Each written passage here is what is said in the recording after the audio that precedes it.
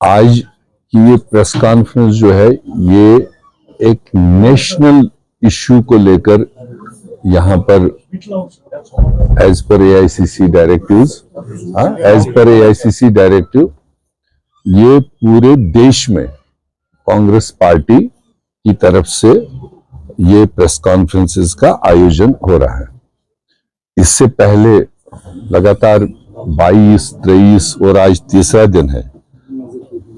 तो देश के तमाम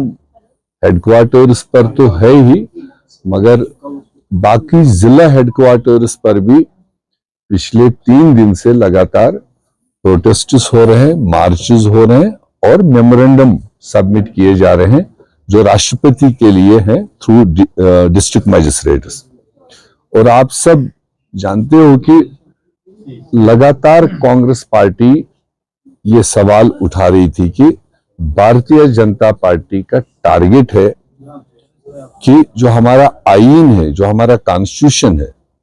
जो हमारे पूर्वजों ने हमें दिया है, और उस कॉन्स्टिट्यूशन को बदलने की उनकी नीयत भी है और उनका टारगेट भी है।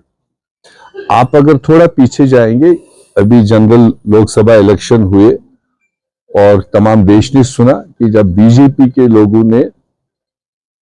खुलेआम कहा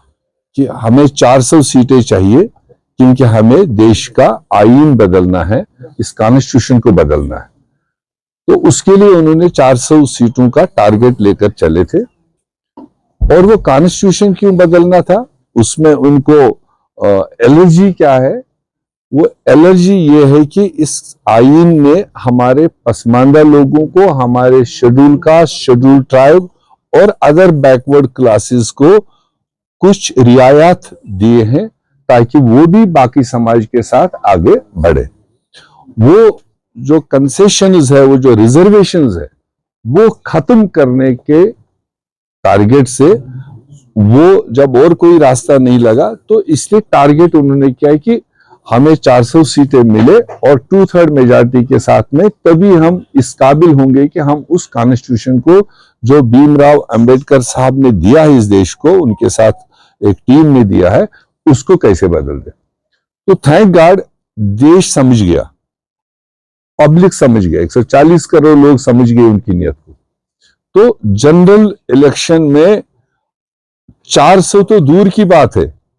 और देश ने उनको 240 पर लाकर खड़ा कर दिया। एक हिसाब से मुल्क के लोगों ने, नॉर्थ, साउथ, ईस्ट, वेस्ट, तमाम लोगों ने कॉन्स्टिट्यूशन के सपोर्ट में, कॉन्स्टिट्यूशन के हक में वोट देकर के जो कॉन्स्टिट्यूशन की मतलब खिलाफत करने वाले थे, उनके अगेंस्ट वोट दिया, तो 240 पर लाकर खड़ा कर दिया। और एक हिसाब से उनको दिल्ली में सरकार बनाने के लायक ही नहीं बनाया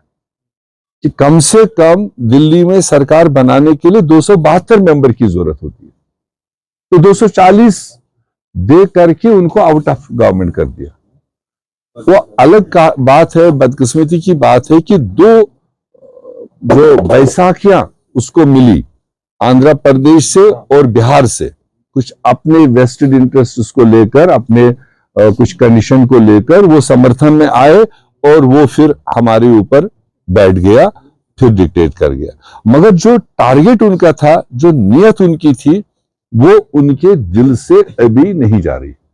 जिसका आपको अभी हाल ही में 1 हफ्ता पहले लोकसभा और पार्लियामेंट में दिखाई दिया।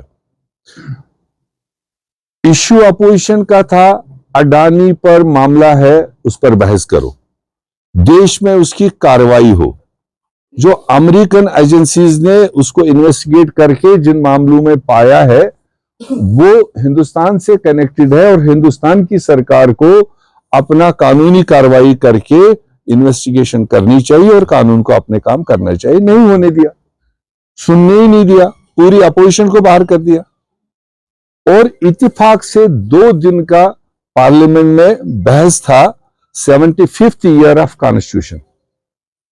75 साल पूरे होने के उपलक्ष्य पर, उस मौके पर 2 दिन का स्पेशल सेशन था,